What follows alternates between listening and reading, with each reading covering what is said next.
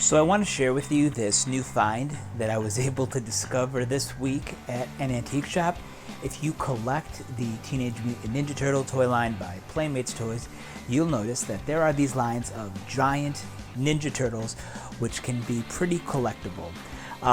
This is one that I was able to find at an antique shop, and I was excited when I saw it, but when I looked close, I saw that the reason that this was for sale and why it was only $5 was because it has all kinds of marks on it. It looks like maybe a toddler or something took a marker or a crayon and really just wrote all over Donatello.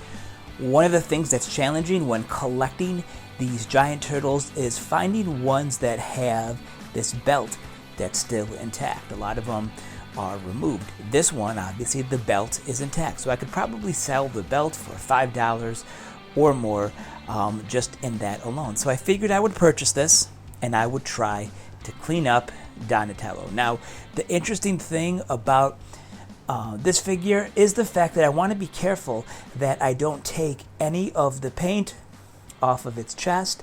I don't want any of the paint off of its eyes or the bandana or its purple color. So rather than turning to things like nail polish remover, I'm going to use this trick that I read on the internet, and I'm hoping to show you the before and after. So let's take a look at what I have at the bottom. It's really just baking soda and a little bit of water that you can see inside here. I'm going to mix it together and make a paste.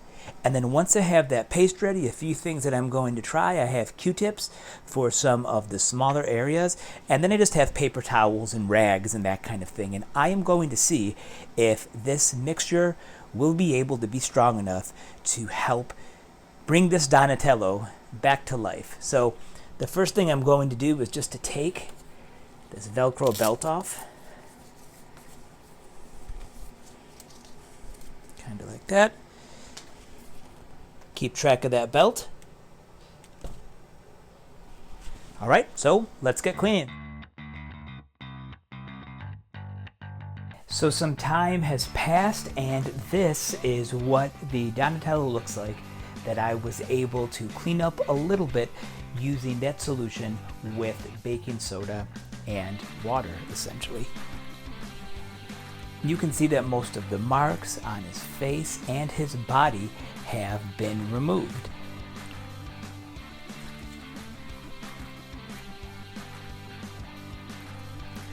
Now, if you look closely, you'll probably see some more scuffs, which I could remove if I wanted to, but I think at this point, I'm pretty satisfied with how he looks, but who knows, I may go and try this again. Now, this will take time to get him from start to finish, probably took around a half hour or so, just really scrubbing, which I'll show you in 1 second.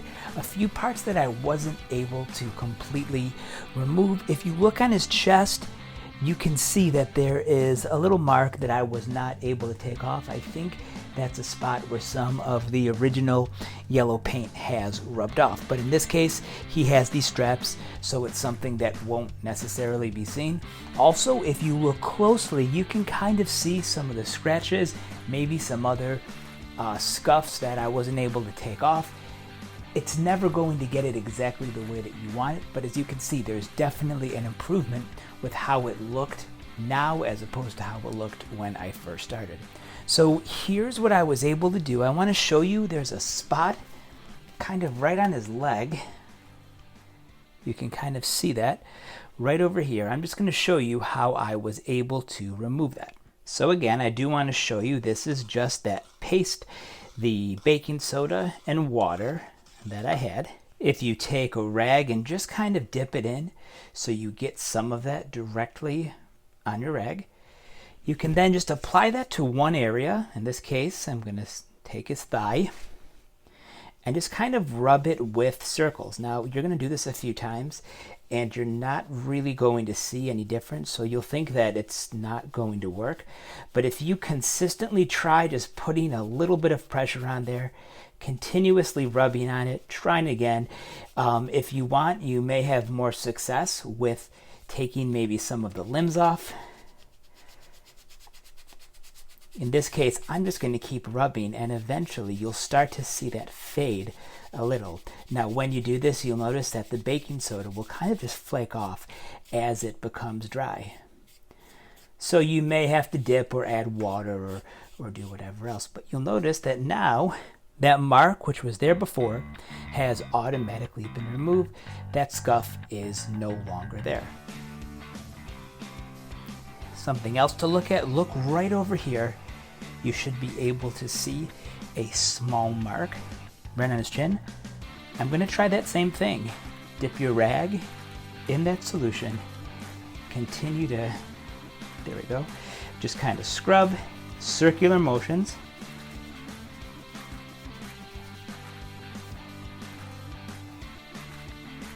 Okay, it's still kind of there, so again, I'm just going to keep scrubbing. I mentioned a second, if you feel comfortable enough, you can remove some of the different parts. As long as they go back in the same spot, that may make it easier because they won't be twisting like what you see. But you'll notice that spot is now gone. So again, let's look at the before.